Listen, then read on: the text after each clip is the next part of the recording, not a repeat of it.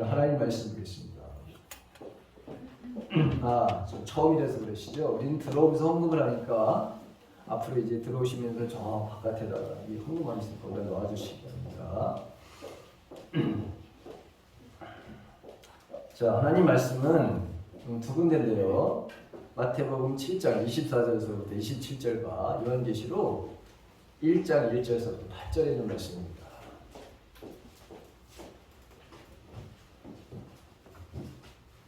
마태복음 7장 24절에서부터 27절 다 같이 시작. 그러므로 누구든지 나의 이 말을 듣고 행하는 자는 그 집을 반석 위에 지은 지혜로운 사람 같으니 비가 내리고 창수가 나고 바람이 불어 그 집에 부딪히되 무너지지 아니하나니 이는 주철을 반석 위에 놓은 까닭이요 나의 이 말을 듣고 행하지 아니하는 자는 그 집을 모래 위에 지은 어리석은 사람 같으리니 비가 내리고 창수가 나고 바람이 불어 그 집이 부딪히매 무너져 그 무너짐이 심하니라. 아멘. 자, 신약성서 마지막 책 계시록 1장 1절에서부터 8절. 요한계시록 1장 1절에서부터 8절. 역시 다 같이 시작. 예수 그리스도의 계시라. 이는 하나님이 그에게 주사 반드시 속히 일어날 일을 그 종들에게 보이시려고 그의 천사를 그 종 요한에게 보내어 알게 하신 것이라. 요한은 하나님의 말씀과 예수 그리스도의 증거 또 자기가 본 것을 다 증언하였느니라. 이 예언의 말씀을 읽는 자와 듣는 자와 그 가운데 기록하는 것을 지키는 자는 복이 있나니 때가 가까우니라. 요한은 아시아에 있는 7교회에 편지하노니 이루시고 전에도 계셨고 장차 오시며 그의 보좌 앞에 있는 7영과 또 충성된 증인으로 죽은 자들 가운데에서 먼저 나시고 땅의 임금들의 머리가 되신 예수 그리스도로 말미암아 은혜와 평강이 너희에게 있기를 원하노라. 우리를 사랑하사 그의 피로 우리 죄에서 우리를 해방하시고 그의 아버지 하나님을 위하여 우리를 나와 제사장으로 삼으신 그에게 영광과 능력이 세대토록 있기를 원하노라. 아멘. 볼지어다 그가 걸음을 타고 오시리라.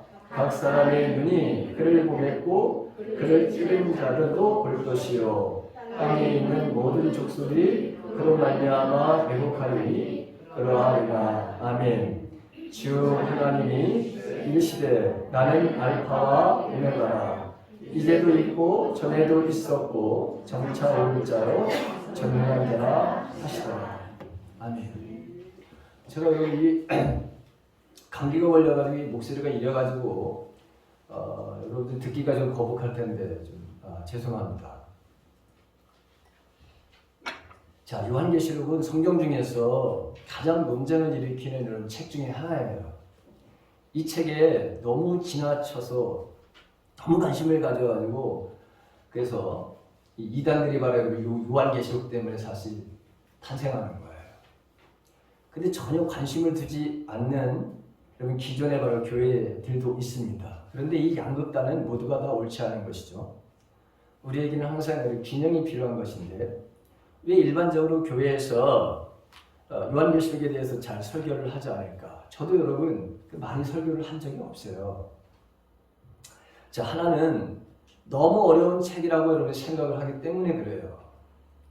상징이 나오잖아요. 은유가 많고 그리고 먼 미래의 일에 대해서 이게 말씀하시는 것이기 때문에 해석하기가 좀 난해한 부분이 없지 않아 있어요. 자, 또 한 가지는 이 이단들의 바로 부정적인 역량 때문에 그래요. 뭐 통일교라든가 전도관이라든가 우리 신천지라든가 하나님의 성례라든가 한결같이 이들은 이 요한계시록을 가지고서 사람들을 미혹하고 유혹하는 거예요. 그 사람들은 다 이 요한계시록 이걸 가지고 저와 여러분들을 앞으로도 계속해서 이제 미혹하고 넘어뜨리는 일들을 하게 될 것이에요. 왜냐하면 상징이 나오고 은유가 나오고 이러다 보니까 자기네 마음대로 해석을 하는 거예요. 여러분 상징은 굉장히 의미가 아주 넓어요. 제가 이거를 수없이 여러분들에게 지금 말씀을 드렸어요. 우리 교인들에게는. 단어보다 말보다 상징이 그 의미하는 것이 더 훨씬 더 넓다고 하는 것을 우리가 알죠. 기본적으로 알죠. 그렇기 때문에 여러분 이 상징을 자기 마음대로 풀어내는 거야. 이 상징을 예를 들어서 666이라든가 14만 4천이라든가 음녀라든가 바벨론이라든가 용이라든가 이런 게 다 어디에 나오는 거예요? 요한계시록에 나오는 거죠. 이 상징적으로 이걸 다 이렇게 제시했는데 그걸 자기네 마음대로 푸는 거예요. 그렇게 또 풀 수도 있어요. 그러다 보니까 이단이 나오는 거예요. 그래서 저도 사실 요한계시록에 대해서 많은 설교를 하지 않는 것 중에 하나가 여러분들이 제가 이렇게 설교를 하고 난 다음에 그것이 궁금해가지고 또 이렇게 궁금한 사람도 있잖아요. 그러다 보면 누군가가 또 어디 길거리에서 성경 공부합시다. 꼭 그런 사람 나타나잖아요. 네? 뭐 성경에 대해서 뭐 알고 도에 대해서 이제 도에 대해서는 얘기가 없대. 뭐 성경 공부를 좀 하고 싶지 않으십니까? 하면서 그럼 접근하는 사람들. 이런 사람들이 이제 요한계시록을 설교하다가 이런 게 궁금하게 목사한테 와야 되는데 담임자라든가 뭐 아니면 교회 권사님이라든가 뭐 성경을 조금 그래도 아시는 분에게 가서 질문을 해야 되는데 질문하는 건 좀 창피하고 뭔가 좀 꺼림직한 어떤 것 때문에 옳거니 잘 됐다. 야 이게 기회인가 보다. 하나님 나에게 이런 기회를 다 주시다니 하면서 여러분 이단으로 빠지는 그 사람들이 의외로 많아요. 의외로 많아. 1년에 여러분 1년이 아니라 지금까지 여러분 신천지가 얼마인지 아세요? 신천지가 아마 200만도 넘을 걸 지금 신천지만 200만이 넘을 거예요. 하나님의 성에 뭐 이런 사람들 다 이게 어디서 갔는지 아세요? 감리교에서 갔지. 어디서 가? 장로교에서 가고 기존의 교인들이 간 거예요. 거기 생짜배기 없어. 생짜배기가 아시죠? 다 기존에 있는 교인들이 간 거예요. 이게. 그래서 여러분들은 깨어서 기도해야 되는 거예요. 예수님이 그런 말씀하시죠. 왜 깨어서 기도하라고 했습니까? 미혹하는 영이 말세에 있는 말이죠. 아이고 대학원생도 소용없어요. 아니 하버드 대학 나왔다고 안 넘어가나? 하나님께서 그렇게 하시면 여러분 안 넘어갈 사람이 없어요. 사단도 그렇게 하는데 미혹의 영을 통해 가지고 걸르신다고 했어요. 아니 지금 코로나 이 바이러스를 통해 가지고 여러분 성도들을 이렇게 많이 갈라놨는데 이렇게 알곡과 쭉정이로 여러분 얼마나 많이 갈라놨는지 아시죠? 이건 여러분 아무것도 아니잖아요, 그렇죠? 이거는 오픈 게임도 아니야, 사실은. 우리가 환란 앞에 오픈 게임도 아닌데 이 오픈 게임에 넘어진 인생들이 얼마나 많은지 아시죠? 물론 직장 여러분 잃은 사람들 있잖아요. 상공인들, 소상공인들만은 어려움이 많이 있잖아요. 얼마나 어려워요. 그래서 여러분 우리가 어떻게 하든지 좀 이 어려움을 극복하는 그런 사람들의 용기를 주려고 반찬나눔도 하는 것이고 연탄도 나르고 우리가 여러분 설교도 하고 그런 거 아니에요? 그 심정과 한번 함께 나눠보자고 이 어려움과 한번 함께 극복해보자고 저와 여러분들이 기도하면서 여러분 정성을 다해서 하나님 앞에 헌금을 하는 거 아니에요? 내 힘들지만 반찬 나눔에 여러분 주님의 사랑의 마음, 긍휼의 마음을 가지고 하는 거 아니에요? 하나님 너무 좋아하시지. 여러분 우리 교회를 하나님 너무 좋아하신다고요. 여러분들이 잘해서 여러분들이 마음 잘해서 하나님이 우리 교회에 이제 사람을 좀 보내주겠다는 거예요. 우리가 준비가 되지 않으면 여러분 보내봤자 무슨 소용이 있겠어요? 여러분 그렇잖아요. 예? 아니 보냈는데 우리가 준비되어 있지 않으면 여러분 뭘 하나님이 보내시겠어요? 그러니까 하나님이 우리가 너희들이 그래도 잘하고 있는 거야. 응? 내가 너희를 다 보고 있는 거야. 그래서 보내시는 거예요. 아니 얼마나 감사해요 여러분. 자, 천국에 대한 소망을 갖고 현실 생활에서 여러분 더 충실해야 되는 거잖아요. 이단들은 어떠냐? 이 잘못된 종말의식을 가지고 가정과 교회를 여러분 파괴해요. 가정과 학업이나 직장을 멀리하고 전답을 다 팔아가지고 자기네 집단에 들어와야 구원받는다면서 14만 4천 명이 자기네가 14만 4천 명이 되는 그 사람들이 바로 구원을 받고 나머지는 다 죽는다면서요? 아유, 성경을 어떻게 이렇게 해석을 해? 그래 자기에게만 바로 충성을 하면서요. 아니 정말에 주님이 어디에 논밭 팔라고 돼 있어? 어디 학교 가지 말라고 돼 있고 어디 직장 가지 말라는 데가 어디 있어요 여러분? 없어요. 오히려 현실을 직시하면서 깨어서 고난과 핍박을 믿음으로 극복하라고 돼 있지. 천국에 대한 소망을 갖고 현실 생활에 더 충실하게 살아야 된다고 그랬죠. 그래서 예수님이 하신 말씀이 뭐예요? 달란트 비유잖아요. 달란트. 5달란트 비유, 2달란트, 1달란트. 5달란트는 5달란트를 남겼다 그랬어요. 여러분 5달란트 가지고 5달란트 남기려면 얼마나 노력을 해야 되는지 아시죠? 고개 좀 끄덕거려봐요 여러분. 이게 대단한 거예요 여러분. 1달란트가 얼마 어마어마하게 큰 양이거든요. 근데 결국에는 1달란트 받은 사람이 어떻게 되는 거예요? 땅에 묻어버렸다는 거 아닙니까? 그런데 예수님이 뭐라고 말씀하시죠? 이 악하고 게으른 종아 이렇게 돼 있잖아요. 이 악하고 게으른 종아 이렇게 돼 있잖아요. 그래서 종말의 때가 다가오면 다가올수록 여러분 이 안에서 박수치고 여기서 예배드리라고 그랬나요? 아니 너 바깥에 오히려 나가서 열심히 살라는 거예요. 여러분 더 그런 핍박 속에서 이 도와주고 우리가 누군데? 너는 하나님의 자녀들이 아니야. 하나님의 자녀들, 너희 하나님의 소금이라며.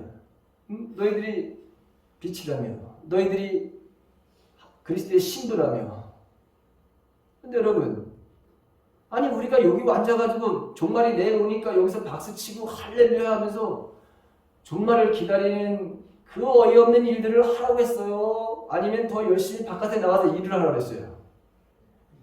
바깥에 나와서 일하라는 게 달란트 비유예요 여러분. 착각하지 마십시오. 여러분 똑바로 지 말고 신앙생활 잘하세요 이제. 우린 그렇게 하고 있죠? 그래요. 근데 저 이단들은 항상 보면 다 팔고 오래된 거잖아. 학교가 필요 없고 직장 필요 없고 뭔 그런 쓸데없는 소리에 여러분 넘어가요 여러분들. 우리 교인들은 한 사람도 안 넘어가서 다행이에요. 할렐루야지 뭐. 제발 여러분 길거리에서 뭐 성경 공부하자 그러면 우리 교회 와서 성경 공부를 해주시오. 우리 담임 목사님을 한번 만나세요. 이래요. 알았어요? 내가 오나 안 오나 봐야지 이제. 지금 그런 사람 안 보여요? 이제 안 보여요. 이제 안 보여요. 네. 아니야 그래도 여러분 하여 열심히 지금 저한테 일주일에 일주일에 여러분 그 편지가 2통씩 오고요. 신문이 여러분 2개씩 와요. 이 신천지에서. 지금도 안 하는 게 아니에요. 집사님 안 하는 게 아니에요. 지금도 해요. 자, 제가 늘 여러분들에게 말씀을 드렸어요. 우리에게는 바로 여러분 이게 역사적인 종말도 오지만 하나님께서 개입하시는 종말이 오지만 그러나 우리 개인적인 것도 종말이 온다. 우리는 죽는다는 거잖아요, 여러분. 그렇죠? 우리는 종말에 바로 여러분 종말론자는 아니지만 우리는 종말의 삶을 살아가는 사람들이라는 거예요. 저와 여러분들은. 그래서 항상 여러분 죽음이 있기 때문에 오늘 하루를 잘 살자. 오늘 하루를 잘 살아야 된다. 잘 산다는 게 뭡니까? 믿음으로 사는 것이에요. 믿음으로 사는 게 잘 사는 것이지.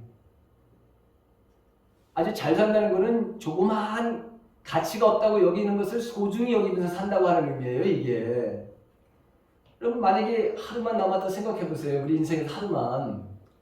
그러면 친구하고 싸우고 화해 안 할까? 아유 나는 겁이 나서 빨리 가서 적시를 달려가가지고 나는 가서 사과하고 나 용서해달라고 내가 잘못 안 했더라도 그럴 것 같아. 여러분 그런 삶을 살라고 하는데 우리는 그렇게 안 살아요. 시간이 많이 있을 거야. 뭐가 많아요, 여러분? 저는 그런 경험이 있어요. 제가 반드시 가서 전도를 하고 했어야 되는데 친구가 죽었어요. 어느 날 갑자기 말이죠. 토요일 날 이 친구가 우체부인데, 응?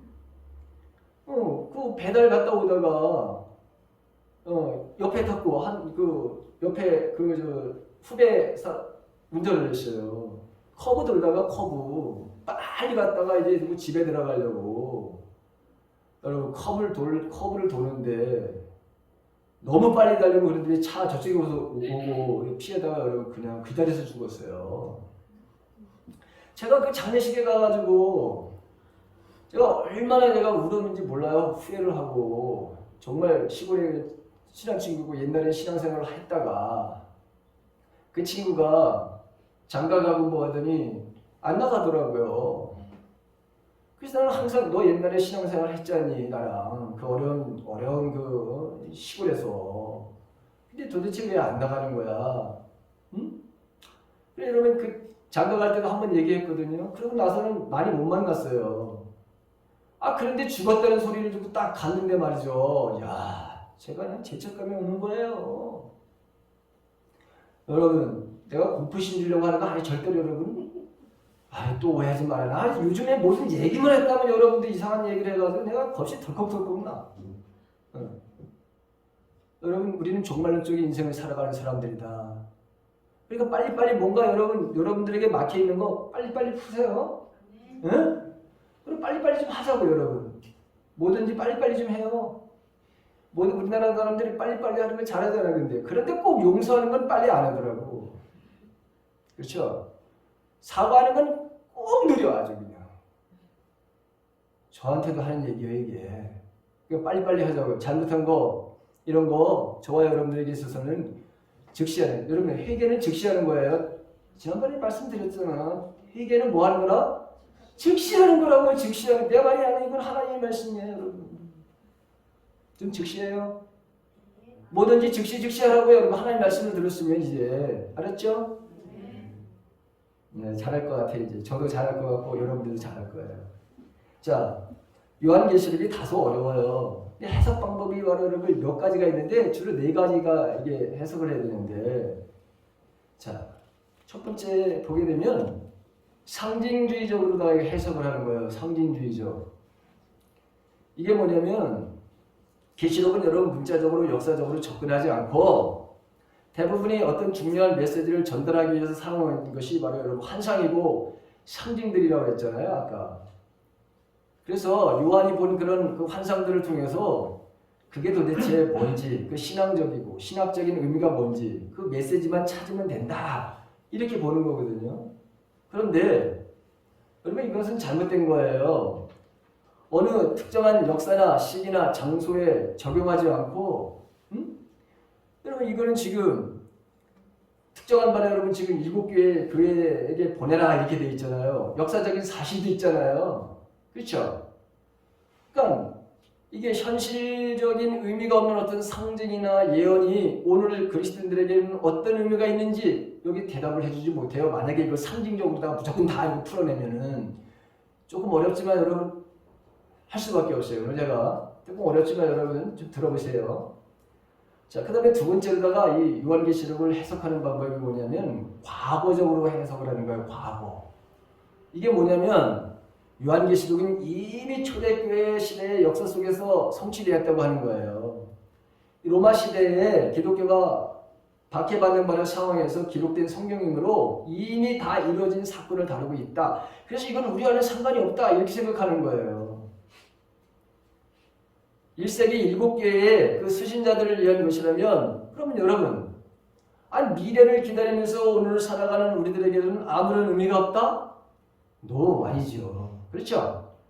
자, 그 다음에 세 번째는 무슨 방법으로 이걸 해석을 하려면 미래적인 접근 방법이 있어요. 자, 요한계시록을 보게 되면 4장부터 보게 되면 4장 이후에 보게 되면 대부분이 주님이 이제 재림 직전이나 재림 곧 때나 아니면 그 이후에 일어날 일들에 대해서 예언적으로 다 되어 있거든요. 사실에 그렇게 되어 있어요. 상다 보면 미래에 성취될 것들로 남아있는 것이 사실이에요. 그러나 이것은 오늘날의 우리와는 아주 상관이 없으며 세상 멸망 직전에 일어날 짧은 그런 마지막 사건들에게만 관계되는 책이냐? 아니에요. 이건 오늘 살아가는 우리들에게도 과거의 어떤 그 시간에 딱 거기에 해당되는 것만이 아니에요. 이거는 무슨 말씀인지 잘 이해가 안 되더라도 자꾸 들어보면 이제 여러분들 언젠가는 이 말씀이 이 말이구나 들을 때가 있을 거예요. 처음이라서 여러분 좀 어려울 수도 있어요. 요한계시록이 조금 어렵잖아요. 그 다음에 마지막 네 번째가 있어요. 이게 뭐냐면 역사적 또는 시대적인 접근 방법이다. 이렇게 해석하는 이 방법이 있는데, 자, 요한계시록은 예수님의 초림, 예수님이 이 땅에 오셨잖아요. 그렇죠? 그 다음에 재림 사이에 전체 교회의 역사를 보여주고 있다라고 이렇게 보는 그 관점이거든요. 이 해석법에 의하면 문자적으로 각 시대에 어떤 일들이 일어날 것인지에 대해서 관심을 갖게 돼요.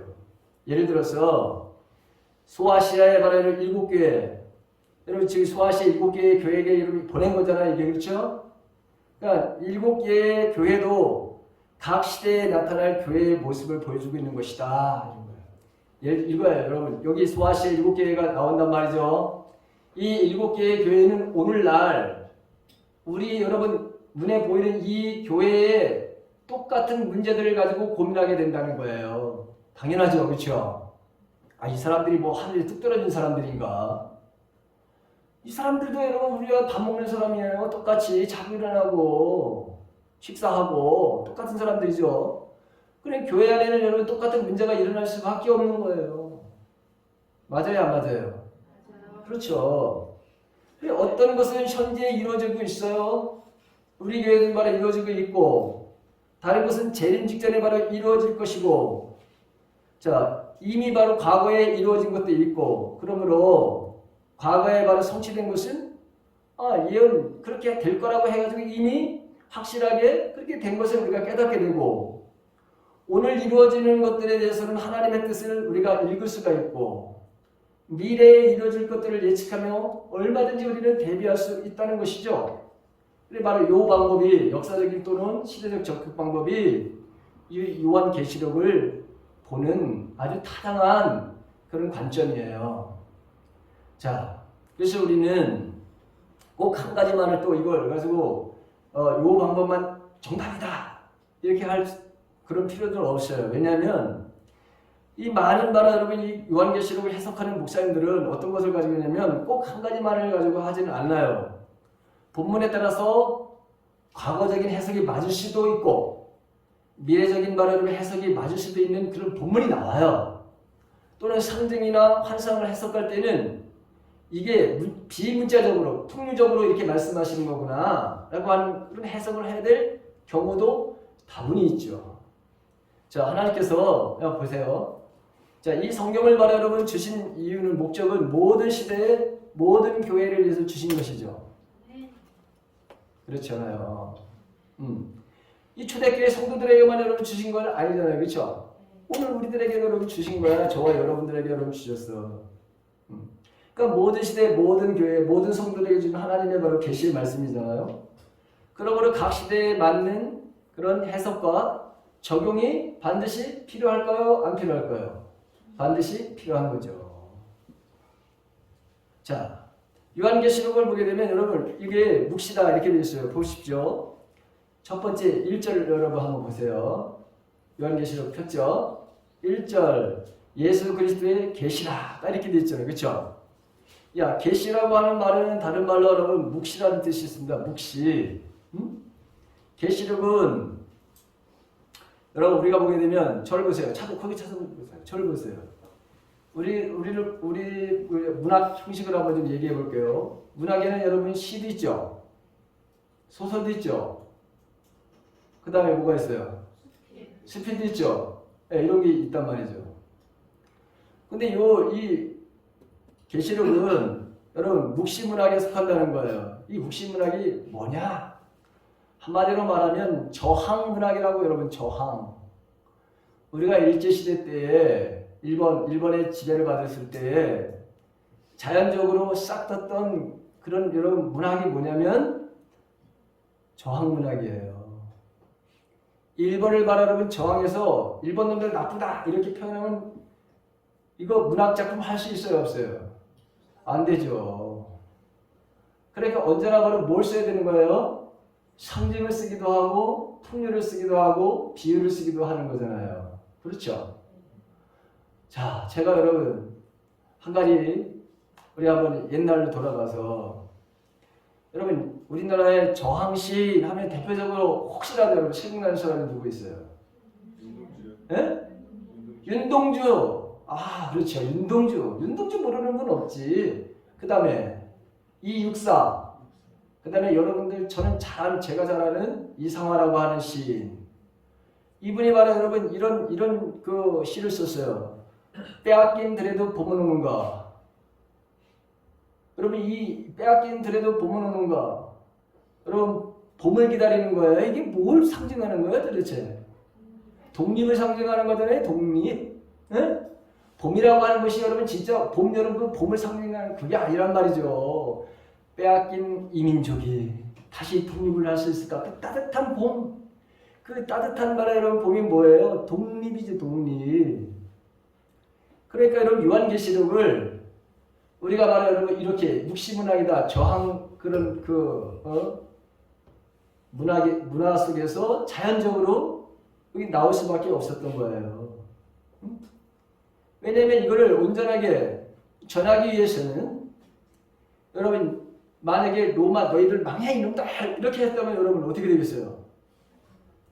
이게 반모섬에서 지금 이걸 바로 기록한 건데 하나님께서 특별하게 지금 초대교회 일곱 교회가 어떤 상황에 여러분 처해져 있냐면 도미티안이라고 하는 황제가 있었어요. 우리가 사도행전을 보게 되면 사도행전에도 그렇게 크게 핍박이 별로 안 나오죠. 물론 핍박이 안 나왔던 건 아니지만 그렇죠. 그런데 이게 1세기를 넘어가고 2세기를 가면서가 또 어떤 일이 벌어지냐면 어마어마한 핍박이 와요. 우리가 잘 아는 여러분 그 로마의 아주 못된 황제 생각나는 사람 누구예요? 네로서부터 이 네로가 얼마나 악한 황제인지 아시잖아요. 그렇죠? 로마에 불을 질렀어요. 도시에다. 자기가 정치를 잘못해가지고 사람들이 자기를 향해서 비난을 하니까 그 비난하는 것을 저 기독교인들에게 이 화살을 돌리려고 불을 냈다 질러버렸잖아요. 그런데 그 불을 질렀던 사람들이 누구라고 하는 거예요? 에? 기독교인들이 불을 질렀다고 그랬잖아요, 여러분. 그래서 뭐예요? 예수 믿는 사람들 잡아다가 별짓을 다 하죠. 그건 아무것도 아니야. 또 이거 네로왕, 우리는 여러분 네로왕이 제일 악하다고 생각하죠. 더 악한 놈이 나타났네요. 도미티안이라고 하는 황제. 이 사람은 자기가 신이라는 거야, 신. 내가 신이야. 나를 믿지 않으면은 목이 잘려져 나가는 시대에 바로 여러분 이 상황이거든요. 지금 이 요한계시록을 바로 쓰던 그 시대의 배경이 예수를 믿는다는 그 사실이 발각되면 목이 잘라지는 거예요. 그 순간에 거기서 잘라지는 거예요. 여러분 이게 무슨 참수대에 가지도 않고. 그러니까 소아시아 이 지역에 7개뿐만 그 지역에다가 이 도미티안이라고 하는 황제가 뭘 짓느냐면 자기를 섬기는 신전을 바로 여러분 짓는 거예요. 곳곳에다.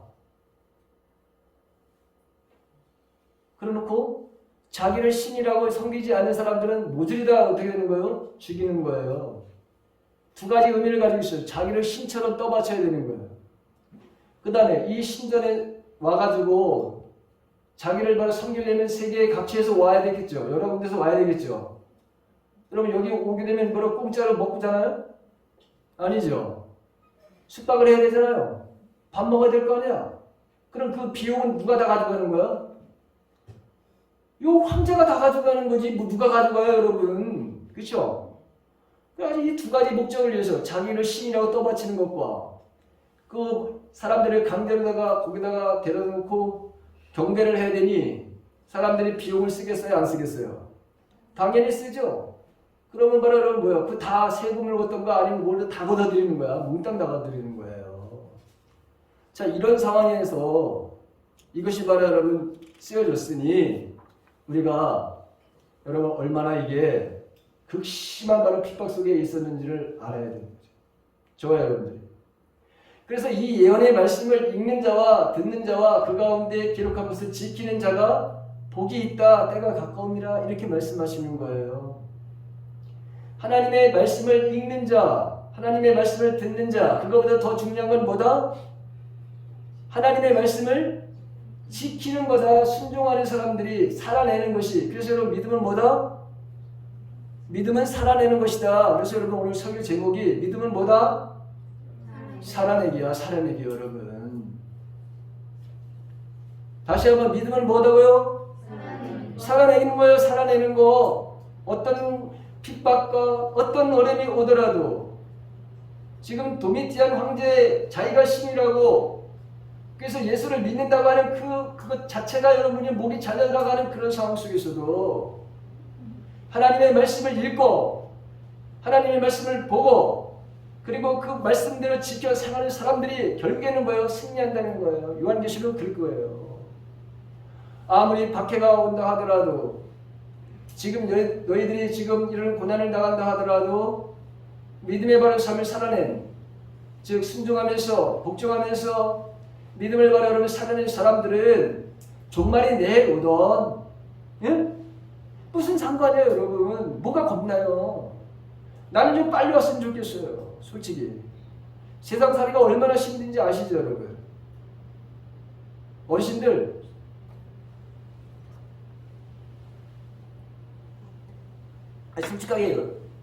솔직하게 여러분 어르신들 한번 질문해 볼게요. 여러분들 여기서 살기를 더 원하십니까? 아니면 천국에 가서 살기를 원하십니까? 진짜예요? 네. 그렇다면 여러분 살아내기를 해야 되는 거예요. 이게 아무나 주어지는 게 아니에요 여러분. 그래서 요한계시록은 겁나는 책이 아니에요. 어려운 책, 그렇게 어려운 책도 아니에요. 이거 신나는 책이에요. 신나는 거예요. 우리에게 격려와 위로를 주시려고 하나님께서 요한이라고 하는 이 사도를 통해 가지고 야 지금 저 7개의 교회가 있잖니 얼마나 어려운지 아니? 그 교회는 각자 다 다양한 바라 여러분 사람들이 모였고 그리고 여러분 다양한 바라 여러분 믿음을 가졌어요. 어떤 교회는 굉장히 여러분 잘 하나님 말씀대로 사는 교회가 있어서 칭찬을 받는 교회가 있고 어떤 교회는 칭찬을 받지 못하는 바로 교회가 있는 거예요. 그래서 그 교회에 편지를 해가지고 어떻게 하라고 그러는 거야. 야 너희들 지금 마지막 기회야. 종말의 때가 오는데 너희들이 지금 그 책망받는 거 그거 어떻게 하라는 거야 여러분. 없애라. 다른 교회에 지금 잘하고 있는 것을 보고 너희들에게 필요한 것들은 받아들이고 너희 교회에서 지금 책망받은 것들은 반드시 어떻게 해야 되는 거예요? 회개하고 고쳐야 되는 것이죠. 마찬가지 여러분. 우리 교회가 건강한 교회인지 건강하지 않는 교회는 뭘 보면 알 수 있느냐? 요 7개의 교회에 행하신 요 말씀을 딱 보면 우리 가까운 교회가 건강한 교회인지 그렇지 않은 교회인지 당장 지금 확인할 수 있는 거예요 여러분. 좋아해.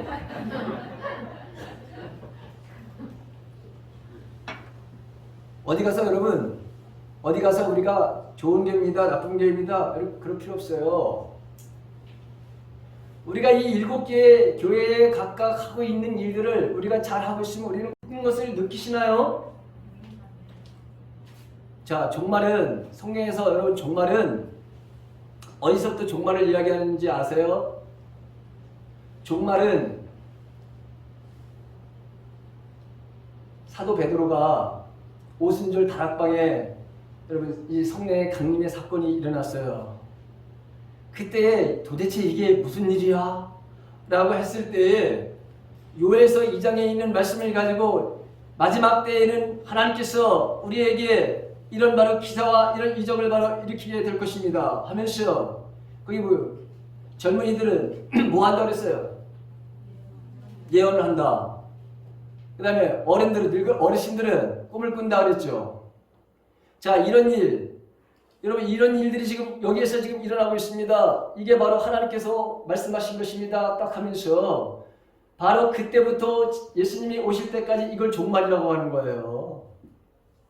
그러니까 쉽게 말하면 예수님의 오신 그때부터, 사실 더 정확하게 말한다면 성령이 바로 여러분 임하셨던 그 오순절 다락방의 그 역사 그 이후에서부터 지금, 그리고 정말 주님께서 이 땅에 오실 그때를 바로 여러분 종말이라고 하는 거예요. 그때가 여러분 가까움이라 하는데 벌써 2000년이 훨씬 지났죠. 그럼 우리는 더 가까운 걸 가 있겠죠. 그래서 여러분 보십시오. 아니, 아이를 낳고, 지난주에 내가 말씀드렸잖아. 어떻게 아이를 낳고 쓰레기통에 버리냐고. 응? 이게 여러분, 이게 사람이 하는 짓이에요. 이게 종말이 오는 거예요. 어떻게 여러분, 남녀의 성관계가 남자와 여자하고 될지, 어떻게 짐승하고, 아니면 여러분 동성애, 이게 여러분 어떻게 이런 일이 벌어지냐고요. 이게 말세가, 여러분 말세, 이제 종말의 시대도 말세라고 하는 거예요. 우리는 말세에 살고 있는 사람들이다 이렇게 표현하는 거예요. 그래서 말세에 종말의 시간이 되어 왔는데, 종말의 그 시간에도 우리는, 저와 여러분들은 어디에 살고 있다? 말세에 살고 있는 거예요. 말세에. 그래서 정신 똑바로 차리라는 거예요, 여러분. 그냥 신앙생활을 왔다 갔다 하면 여러분 안 돼요. 교회에 무슨 여기 왔다 갔다 하고 하는 것을 하나님이 원하시지 않는 거예요. 살아내야 돼. 어디에서? 세상에서. 누구를 아니까? 예수 그리스도를 아니까. 저와 여러분들이 예수님이 누군지를 아니까. 그분의 삶, 그분의 가르침, 어떤 어려움이 오더라도 이 코로나 바이러스에서 여러분 우리가 믿음대로 살아가는 거죠. 그래요, 안 그래요? 그런데 조금 코로나 바이러스가 이거 한번 흔들었다고, 응? 믿음을 저버려? 아유, 이거는 오픈게임이라 해서 오픈게임도 아닌데, 사실은. 생각해 보세요. 저와 여러분들이나 생각을 해봤어요. 이 코로나 바이러스에 대해서 예배를 못 드리는 이런 일이 발생하는 걸 누가 생각해 봤어요? 누가? 어떤 사람이 생각해 봤어요? 이건 전 세계에서 어느 사람도 한 사람도 생각해 본 사람이 없는 거예요. 그런데 교회에서 정말 이 교회가 아니라 여러분 이 지금 예배당에서 예배를 못 드리고 집에서 예배를 드리는 상황이 왔었잖아요. 이게 또 올지 몰라. 또 올지 몰라, 여러분. 야, 세상에 무슨 일이 21세기에 이런 일이 벌어지나? 저도 여러분 이게 얼마나 충격인지 몰라요. 이게 어떻게 될까? 다행히 여러분 우리 한번 옆에 보세요. 이렇게 뒤에 한번 이렇게 보세요. 옆에 뒤에 이렇게 한번 보세요. 다행입니다. 한번 해보세요.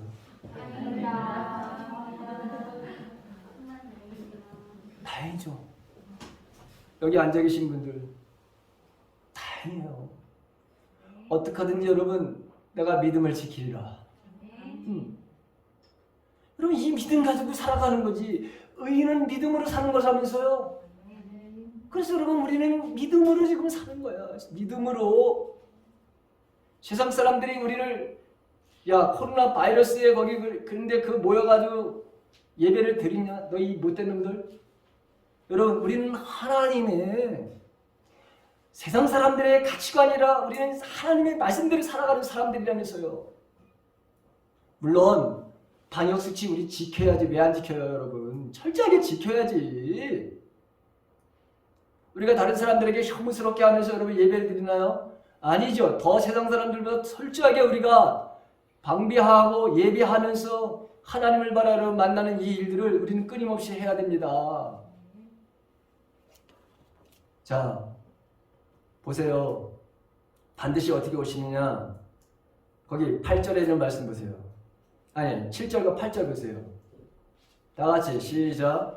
볼지어다 그가 구름을 타고 오시리라. 각 사람의 눈이 그를 보겠고 그를 치는 자도 볼 것이요 땅에 있는 모든 족속이 그로 말미암아 애곡하노니 그리하리라. 아멘. 주 하나님이 이르시되 나는 알파와 오메가라. 이제도 있고 전에도 있었고 정창을 짜요 전능한 자라 하시니라. 보십시오. 반드시 그분은 오신다는 거 아니에요. 예수님은, 하나님은 여러분 전에도 계셨어. 그리고 여러분 지금도 여기 계셔요. 성령으로 여기 계시잖아요. 앞으로 그분은 오세요, 안 오세요?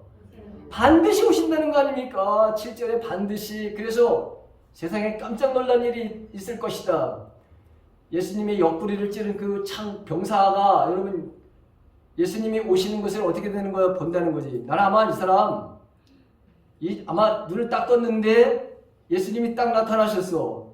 다 보게 된다는 거잖아요. 여러분 예전에는 베들레헴이라는 곳에 여러분 그 작은 마을에 예수님이 오실 때 몇 사람만 알았어요. 그런데 지금은 어떻게 된다는 거예요? 온 백성들이 다 본다는 거예요.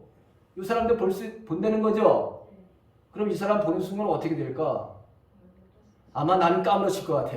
아무리 생각해도 여러분 창으로 찔린 예수님이 여러분 눈앞에 딱 나타났다 그러면 여러분 이 사람이 제정신일까요? 여러분 생각을 해보세요. 제정신이 아닐 거예요. 아마 보는 순간에 그냥 아마 나가 떨어질 거야. 왜? 자기가 저지른 죄가 이게 어마어마하게 아니 하나님을 찔렀어 지가. 그러니 얼마나 놀랄 일이야 여러분. 놀랄 일이잖아. 그래서 우리 보면 애곡하리니라고 그거예요. 애곡이라고 하는 것이 이 사람뿐만이에요. 예수 믿지 않았다는 사람은 어떻게 될 거야? 다 애곡하는 거죠. 자, 마태복음 마지막 여러분 그 말씀이 무슨 말씀이에요? 마태복음에 제가 오늘 말씀드린 거 보세요. 여기 보세요. 말아요. 마태복음 5장서부터 5장, 6장, 7장은 예수님이 말하는 정말 엑기스라고 하는 말씀 중에 말씀 중이라고 하는 산상복원에 대한 말씀이에요. 5장 바로 여러분 5장 1절서부터 딱 보게 되면 어떻게 되느냐. 예수께서 무리를 보시고 산에 올라 앉으시되 제자들에게 나온지라 입을 열어 가르쳐 이르시되 심령이 가난한 자는 복이 있나니 천국이 그들의 것이요. 딱 하면서 여러분 지금 설교를 하고 계시잖아요. 자 이렇게 해서 많이 들었어. 많이 얘기를 했어. 그런데 문제는 뭐냐. 많이 들은 게 중요한 게 아니다. 너네가 정말 나를 아느냐? 그렇다면 너희들이 어떻게 된다? 듣고 뭐 해야 된다? 살아내야 된다, 해내야 된다. 그 말씀을 여러분 오늘 결론에 그 위에도 말씀하시고 오늘 여기도 21절서부터 말씀하시는 거예요. 똑같은 거를 바로 강조해서 두 번이나 말씀하시는 것을 여러분들은 아셔야 돼. 위에 있는 것은 뭐냐? 나더러 지어 21절에 이렇게 되어 있어요. 나더러 지어지는 바는 다 천국에 들어갈 것이 아니요 다만 하늘에 마태복음 7장 21절이에요. 여러분 그냥 듣기만 해요.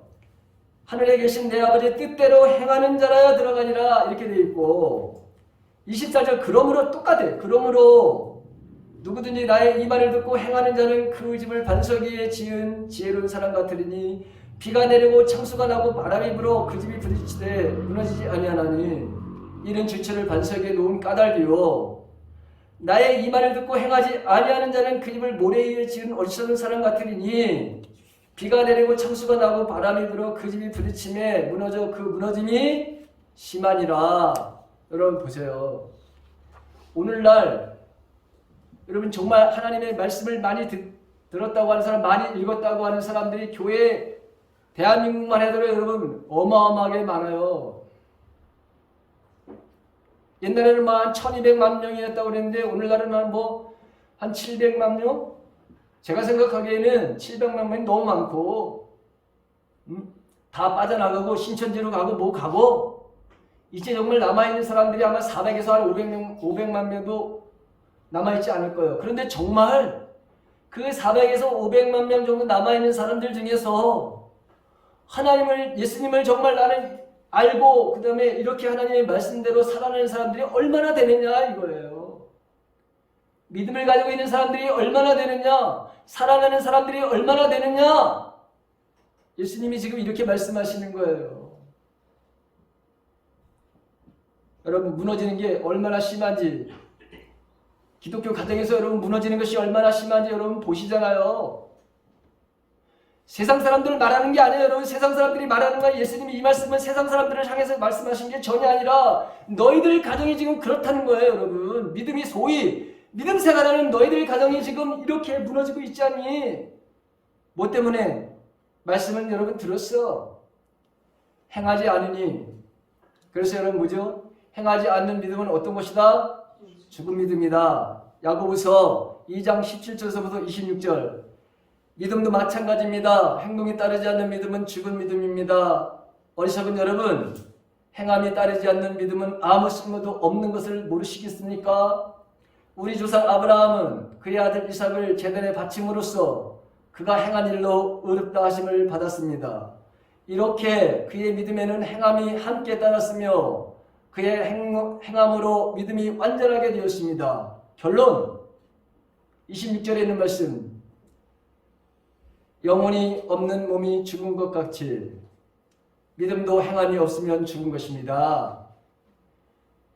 죽은 사람들이 허다하다는 거예요. 여러분, 지금 교회를 다녀도 죽은 사람들이 허다하다. 여러분, 들을 귀가 있는 자는 여러분 들으시기 바랍니다. 믿음은 그래서 뭐하다? 살아내는 거. 다시 한번, 믿음은 뭐다? 살아내는 겁니다. 이제 여러분, 우리 두렵고 떨리는 마음으로 여러분 진짜 행함으로 저와 여러분들이 여러분 정말 믿음의 사람들 되고 우리 초대교회 여러분 이 책망받았던 이 교회 앞으로 우리가 보게 될 텐데 이런 교회의 이 부족함들을 우리가 잘 갖추고 버릴 건 버리고 취할 건 취해서 주님이 언제 오시던 밤에 오시던 낮에 오시던 여러분 내일 모레 오시던 오늘 당장 여기에 오시던 두려움 없이 불림받는 그런 저와 여러분들의 삶이 되시기를 주님의 이름으로 간절히 축원합니다. 아멘.